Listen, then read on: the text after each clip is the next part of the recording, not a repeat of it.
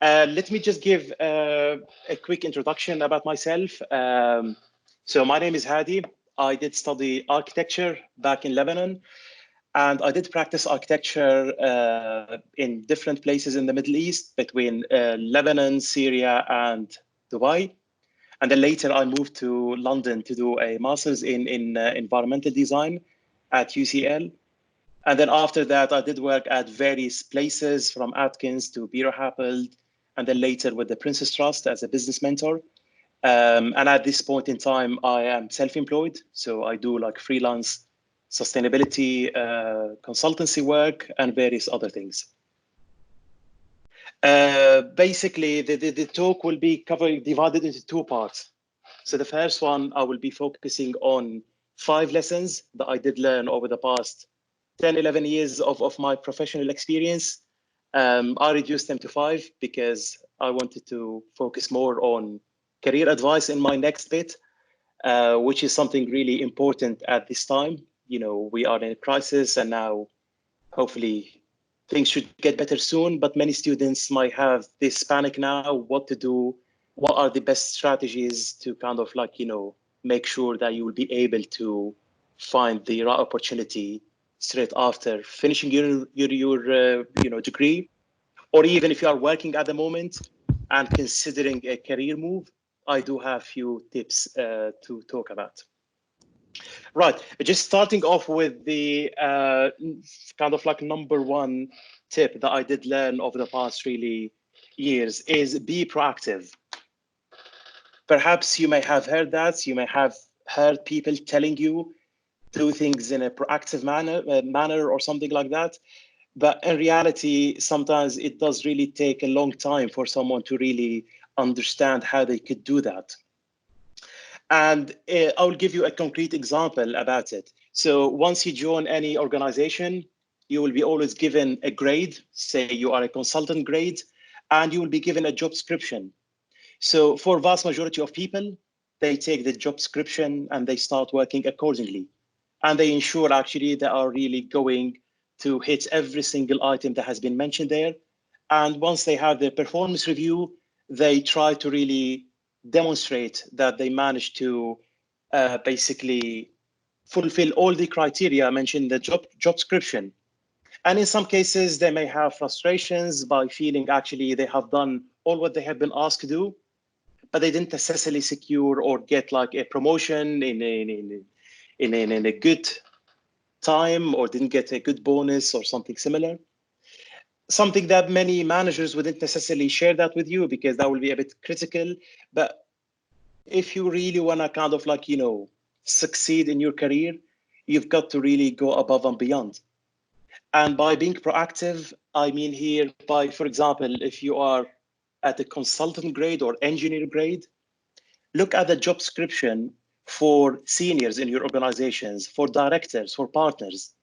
Try to borrow some elements from that job description and consider them that these are some of the requirements within your grade. And once you have your career meeting with your line manager, say actually that you have aspiration to do this, to introduce a fresh insight, to establish a new relationship with a new client or a partner or whatever, and outline your idea. And because you have looked at that element into a job description from a grade above, they will always write some description how to do that. So if it's about establishing a relationship with a new client, they may say you've got to go to networking events.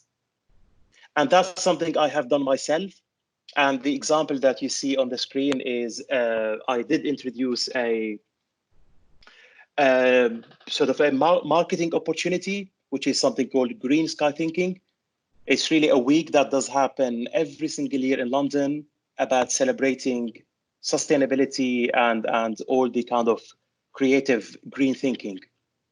So I did go to the organizers and I did invite them to come to the to meet the director and partners at Biro Happold and start to drive that sort of like agenda forward. And we managed to contribute and take part in that week. And later, I've been told by people higher up that that was a great initiative. You went above and beyond. And this is something not expected from someone who is at standard grade. So I did that when I was at engineer grade. So this is just one example, but you may think about various other opportunities that you may do in your organization or later when you start working. Number two is something I discussed with Jakob, that in many presentations or many talks that I did attend or I sometimes give, there is always that element of showing the polished product and the amazing kind of outcome without necessarily focusing on the obstacles that the team or the individual has faced to achieve that desirable outcome. So in here, I would always say, in your career, you will always face obstacles and mistakes. You might get told off by your line manager, by a client, by many people who are more experienced than you. You may feel bad, which is natural human reaction. But my advice is, now looking kind of like, with the benefit of hindsight, is if you actually just try to take that feedback or that failure or the mistake that you made or you were part of, and try to learn from it and try to really understand that this is anything that you do in any company is a teamwork. So yes, you may have made a big mistake, but obviously there is a team around you, and that mistake can be sometimes the result of various small mistakes, but probably your mistake was slightly bigger, and that's why you were put under the spotlight. So again, I'm talking about things that I have done myself to overcome that, just to show you that this is not just like theory.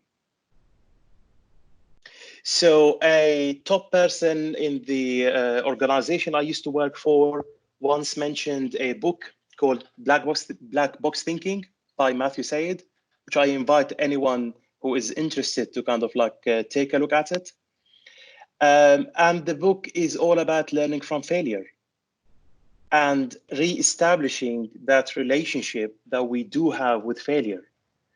And I really enjoyed reading that book, but I didn't stop there. I took a proactive approach.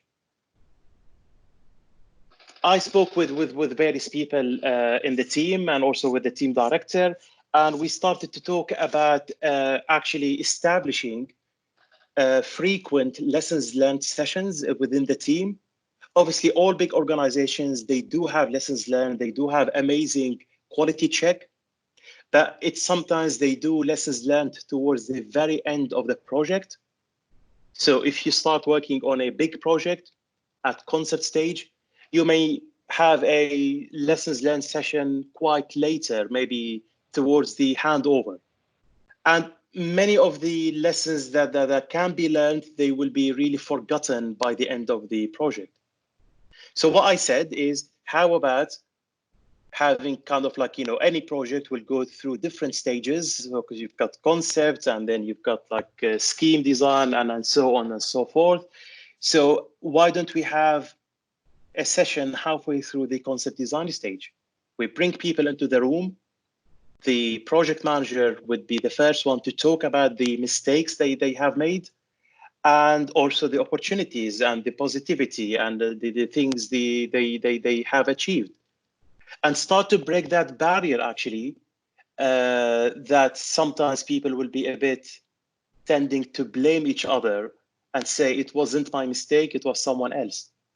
But if you bring everyone in one room and start admitting that yourself and say, we are doing it because we want to learn, and take those lessons into the next stage. And then we went further. We said, how about we summarize kind of the lessons of each project in 5 or 6 bullet points and create a nice graphics and share that with other people within the organization. So for example, if you are working on an educational facility in central London with XYZ sustainability aspirations, you might be interested actually to look at those lessons if you had similar projects in the future, and just to say, oh, the team has faced XYZ. And that is an example where you start to enhance the kind of like learning culture within your team, and then you could take that to other teams within your organization. Number three. So number three is keeping the user in mind. So what I do mean by that is the user in this case is the end user. We do design buildings for people, but in some cases we tend to actually ignore the fact that whilst we are really heavily involved within the concept stage or the pre-concept stage, we sometimes distance ourselves from the user or the end user.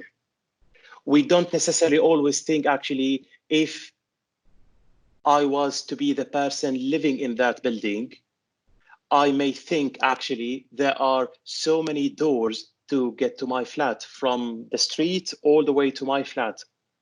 And then flag that at the very early meeting with the architect or with the security people who said, you've got to do that, or with the fire engineer who said, we have added various different doors for fire safety reasons. And something I have done and other people in my team did is looking at what people in the tech industry do when they design apps and digital platforms. So what they do is basically what you see now on the screen is they do sort of like map out the whole journey of the user throughout.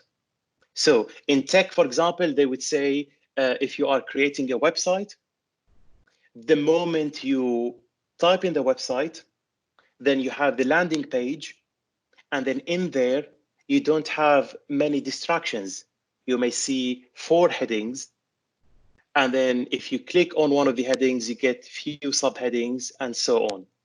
So they consider your experience, and they don't want you to be overloaded cognitively, basically, as you navigate through their website. So if you borrow that concept and apply it to buildings, you could really come up with something very, very interesting. And here is one example for a project we did work on in East London, is to start to look at, to say, I do know actually that my building is an educational facility. And in my building, I do have 2 types of users. We have the students and the teaching staff. And we do know that there is Stratford, there is a tube station outside the building. So we start to actually anticipate and predict various different behaviors and routes, all the way from the tube station, or if you're cycling from home, and then how you settle inside the building, and then what kind of activities you will be doing within this sort of like space as after you settle in, if you're a student or a teacher. And then after you get out, what are your options? Will you go straight to, or you may actually pop into the little park outside the building, or perhaps you may go elsewhere.